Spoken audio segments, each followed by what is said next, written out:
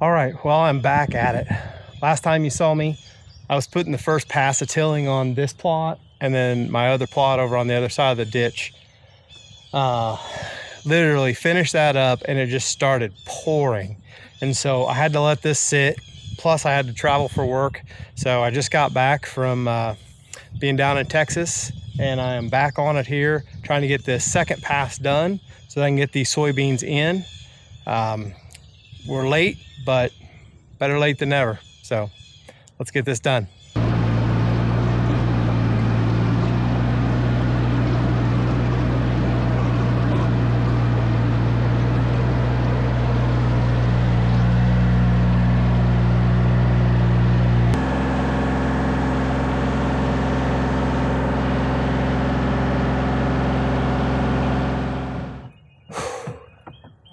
Whew. It is hot. I think it's over 90, definitely muggy. The sun's been out most of the afternoon. It's under some clouds behind some clouds right now, but it's hot. Tractor's hot, just flat hot. But big plot, number one done. Soybeans going in first, followed up by Iraq Fuel brassica blend going in there. Usually in August, so I'll be sure and try to show you when I overseed into the soybeans on that. This next plot I'm moving over to is much smaller. Really, all I'm doing there is kind of just trying to hold them for a short period of time. I've got a cage blind set up in it, and there's a community scrape there. So I just want to give them some variety on their way to the beans. So I'm gonna head over that way and hopefully get that tilled up real quick and run back to the house, get something to eat, and then hopefully come out here when it cools off just a little bit and broadcast the soybeans. I've got 3 bags of soybeans. I just have 2 ag bags and 1 forage bag, and I'm just gonna basically broadcast ag and then come back and broadcast in the other bag of forage beans. So anyway, I'll show you a little bit of this on this next plot here, but finally getting something done.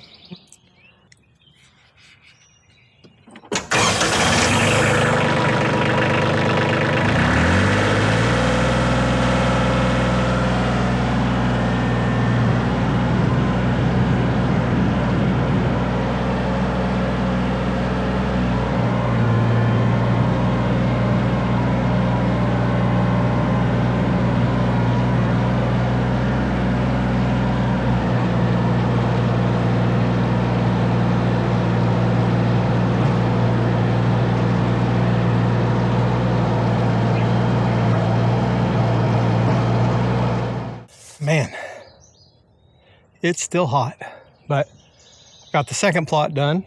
You can see here the cage blind right there. Got this long strip that comes here, and then from the long strip I have another strip. It's not very wide, but this feeder strip right here. If you go all the way down to the edge there and go into the timber, that's actually kind of the bedding area that I talked about earlier. There's an oxbow around the creek and they love to bed in there. So my thought process is bring them in here, force feed them right through here because they're gonna wanna feed there. Come through, boom, perfect shot, like 20 yards for the cage blind. Feed out into this plot, and then they're gonna go across over into the big bean field. There's about 3 places they like to cross this little ditch here, so should set up pretty good. This cage blind right here, this is our first year with this. Absolutely awesome blind. Very easy to put up. I did probably 80% of the work by myself, and then my wife came and helped me finish up and then get it up on top of there. So it's really easy for somebody to put together. It's more mobile. You can just pop the blind off at the top in probably 5 minutes. So you can move it a lot easier if need be. But that cage blind right there and this plot is specifically set up to give my wife Christy an opportunity to kill a deer, a doe, a buck, whatever walks out in front of her and she decides to shoot. She set a goal this year to kill a buck, or excuse me, to kill a deer, kill a doe was really what she said, with archery equipment. She's been learning and discovering it. She's got an older bow, just to kind of get used to it, and then we're going to upgrade her to a Mathews, I think Jewel maybe it is here, or whatever the newest one is, here in the very near future. So hopefully this plot will pay off. So I've had about all I can handle right now. I'm gonna head back to the house, get something to eat, and then probably come out here and broadcast at least the soybeans over there. I'm not sure if I'm gonna do this plot over here today. It could possibly use another tilling based depending on what seed I'm putting here. And I'll be honest with you, my brain's about dead. I don't remember what I'm putting here. I've got it written down, but I don't remember at the moment. Something from Rack Fuel. Anyway, I'm gonna go ahead and head back to the house. It's supposed to thunderstorm tonight, so if I can get that seed in the ground, I won't have to culti-pack it. If I get the seed down and it doesn't rain, then I'll go over and borrow my buddy's big culti-packer, bring it over, culti-pack it in on Saturday morning. So anyway.